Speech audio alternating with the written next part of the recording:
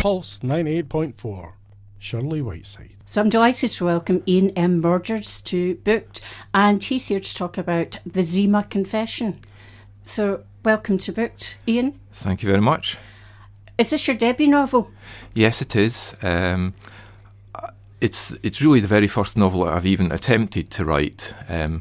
By hook or by crook, I was determined to try and finish it. So it took me a long time and a lot of editing and rewriting, and finally I got there. How long do you think it took you in total?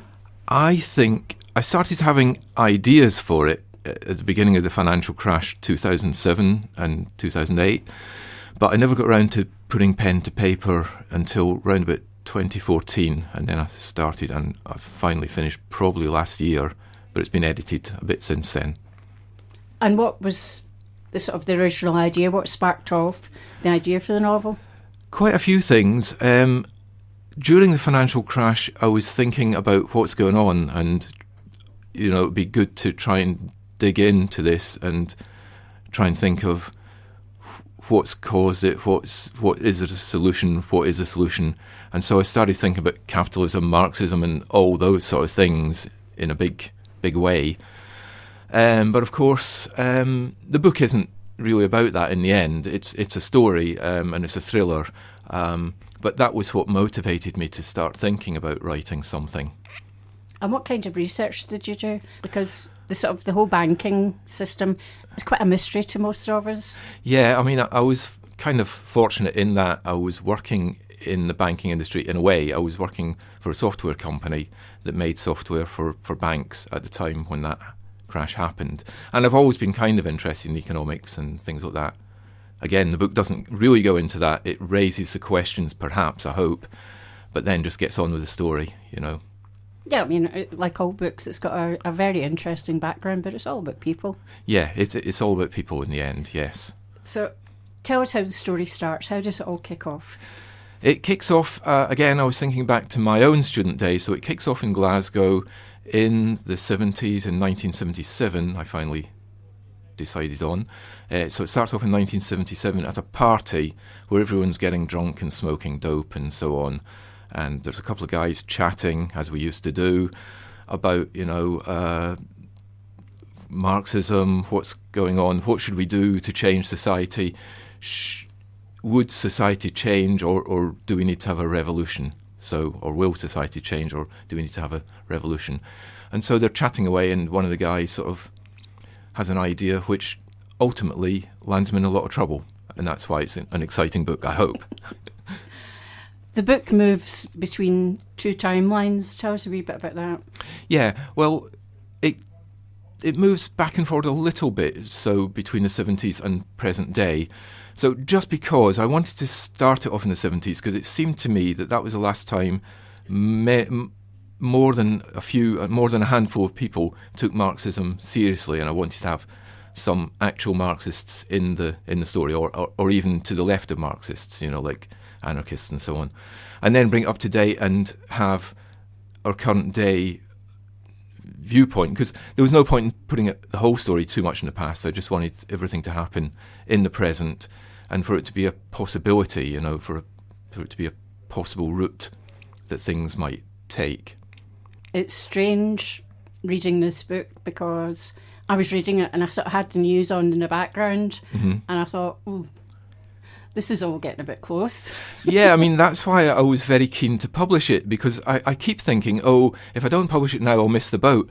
But things do keep moving along, and I still think, I still haven't missed the boat yet, but maybe this boat is bigger and heavier than everyone thinks, and it will be of great relevance. Just hope the boat doesn't sink. I know, yes, exactly. I was listening to Alistair Campbell on the radio on the way up to Pulse today, and he was saying that the rest of the world sees this as a failed state now. Well, I'm not surprised. I mean, these recent events are pretty depressing. I don't know how we get out of it from now, but this has also been a long time coming. A lot of events have led up to this, and I don't know what to make of it, really. But I've definitely, like a lot of people, I've lost trust in our actual politicians. You can tell that nearly all of them, whichever side they're on, are just scrambling around trying to climb a few rungs up the ladder, really, take advantage of the situation for their own benefit, and Oh, not. absolutely. It is quite depressing. Yeah. Who are our main characters? Who are we following with this story? So the main character is called Richard Slater, and he considers himself to be to the left of normal communists. Falls in love with a high-class call girl called Melanie, and she's kind of the hero in the end, or the heroine, who, well, I don't want to give too much away, actually. I know, it's so hard to talk about It's difficult for me to tell what I should talk about and what I shouldn't. I know, because you want to give people a good flavour of the book, but not spoil it. Yeah, I don't want to. Because there are lots of kind of unexpected things happening, and as I was reading it, I wouldn't have wanted it spoiled, so I do understand where you're coming from there. Just tell us a bit more about Richard. So Richard starts off as a student, and he's just chatting to his other student friend.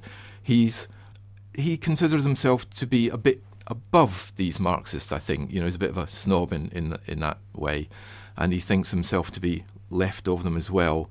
So more of an anarchist than a Marxist, and he also feels himself to be capable of doing the sort of thing that is required to cause a revolution, and quite a big-headed sort of idea.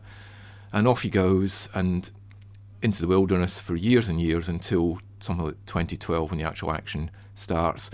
And suddenly he realises he has a real opportunity of doing what he said he would do, and he's still trying to get in touch with his mates from the Trotskyite party to get them to help him so that he can, start this revolution. And all of a sudden it does start to happen. But instead of having just one contact, he is bewildered by the fact that two people contact him, and that's the start of his troubles. I like the fact that you never know who to trust. Yeah, and I hope in a way that I continued that right to the very last dot of the last page, because I hope it's not just going to say, well, here's the answer, everyone, we should all rush off and start a revolution. We should think about what we're doing and be very careful not to be sucked into a situation that we can't handle. And I hope you don't know who the goodies are or baddies. I mean, even the main baddie, a guy called Weber, the main baddie, has his reasons for doing what he's doing. And I hope he comes across as a strong and good character with good intentions, albeit not intentions that would favour the UK, perhaps. And the action moves from Glasgow to Russia. Yes, there's quite a bit in Russia. Tell us about that. Well, I always had Russia in it.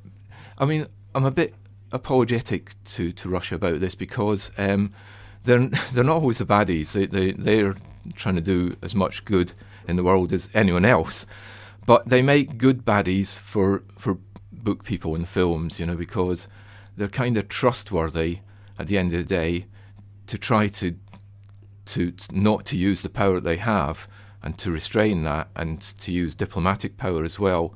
But they are very good baddies in a book. They make great villains.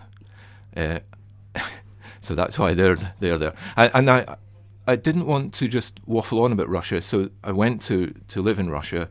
I went to live in Moscow to try to do a bit of more investigation into, what things look like, what they feel like, and try and throw that into the book. And how was that as an experience? Oh, it's been a great experience. Yes, it's been very interesting. I've been there 5 years now, which is a bit longer than I first meant to. But very nice people, a lot of good things in Moscow. It's quite comfortable to live in. Moscow is not Russia, as the Russians always tell me. It's much easier to live in Moscow than a little village in Siberia, for example. Is it very westernised? Pretty westernised. They still think McDonald's is a very trendy, lovely brand. So when you go into McDonald's in the centre of the city, there's 2 or 3 very sort of pleasant McDonald's with young kids that are very trendy, and they're all dolled up or whatever, to go into McDonald's and have a McDonald's. So there's weird things like that are westernised, but still, it is still a little bit of a culture shock for Westerners to go there. Is it still very much a sort of police state? I find it hard to calibrate that, really. I can't tell which of our current day countries is the worst police state anymore. You know, I know people here talk about Russia, but walking around the streets, I feel pretty safe. No one glares at you, looks at you, shouts at you. You just get on with your business. And reading the news about Macron and these yellow jerseys, are they a police state? Walking around here with all the CCTV, are we a police state? America? It's such a mess these days, and I don't think they're a worse mess than anyone else. And as I say, a certain amount of oppression can keep things very calm at street level. You know, I felt that when I went on holiday to Tokyo. I felt that nobody there would dare to bother you, dare to look at you. And people put that down to how repressive the society was in the past. And I don't know if that's It's a very the real polite reason. society. Very polite, yes. And I think that's ingrained into them from their past culture. And similarly, I think in Russia it's quite polite. People don't go up to you in the street and harass you or even look at you in an untoward way. Whereas that might happen more in Glasgow or somewhere in Britain, you know. People shout "Oi" at you. Yeah. A friend of mine, I think it would have been the 80s, was on business in Moscow, and she said the hotel was pretty dire. Yes. Food was just appalling, and she said there was this sort of Rosa Klebb character that sat at a desk on every floor of the hotel. Oh, yes. And sort of checked you in and out. That sounds very Soviet. When was she there? Because It was probably the mid-80s. yes. I can't remember. I think I've been in a hotel like that. I stayed in Ukraine the first time I went there as a tourist in 2005. And it was a little bit Soviet, but I certainly don't think... I think these days the tourist hotels are all a bit, if anything, a bit too... what's the word? Deluxe, you know. Like the Four Seasons, the one that Trump and Obama stayed in, the Ritz-Carlton. All these places are like super luxurious and very Western. That sort of keeping an eye on you as you're just being a tourist seems perhaps to have gone into the past, I think. But there again, I think probably at the lower end of the market, it might be a little bit like that, because I think, okay, maybe this is something that I should mention, but I think there, if you're like from Tajikistan, I've said that wrong, Tajikistan, or these sort of countries, they keep more of an eye on you than they do if they spot you're a Westerner. Maybe they're just better at it in Moscow. I don't know. Yeah, there is that. Yes, that's right. Yeah. But it makes a great setting for the story. It's quite a complex story, and there's a lot of characters. Yeah. How did you sort of keep control of the material and the timeline? Well, I just kept rewriting it until I got it right, I feel. Yeah, at times I thought, I'll never get rid of all these plot holes that have popped up, and I just thought, well, never mind, I'll just keep going. I'll add in another little loop here that brings an explanation back to why this happened. And I kept going like that and kept my fingers crossed that it would work out in the end, to be honest. I mean, I know you're supposed to plan a bit more carefully than that, but I didn't know how to. Perhaps with my next book, I'll try to plan a bit more carefully. But are you writing something now? I am. I'm writing a very strange book, which starts off as though it's magic realism, but there is an explanation, and I want to try and keep it in reality, because I think there's a little bit too much fantasy these days. There are too many books where there's dragons and people levitating, all sorts of things going on, that doesn't really have a proper explanation in the reality as we know it, you know. Yeah, I think with fantasy, you really have to think your world out. Yes. And get all your rules and sort of regulations and how things work. I think sometimes people don't work that out all the way through. Yes, that's right. And it's disappointing to me when that happens. Yes. It is a very complex book, but it's very, very interesting, I have to say. It's quite gripping, because I kept thinking, I'll just read another chapter. Oh, I'm glad to hear that. I'll just read another chapter. And that went on for a wee while. because you just want to know what's going to happen. Who is the goodie? Because a lot of the characters kind of go back and forward. Yes. As good and bad, and you think, oh, he's a bad. Oh no, he's not quite as bad as I thought. Yes, that's right. Yeah. Which is great in a thriller. I think it really keeps you gripped to the story. I'm glad to hear that. That's good to hear. Now, you're self-published. How did you find that as a process? Well, I was going to self-publish completely on my own, and then I thought, oh, well, it seems to me that there are so many good writers that are writing just now, and I know some people have tried to self-publish and their book has just disappeared, so I thought I better not do that.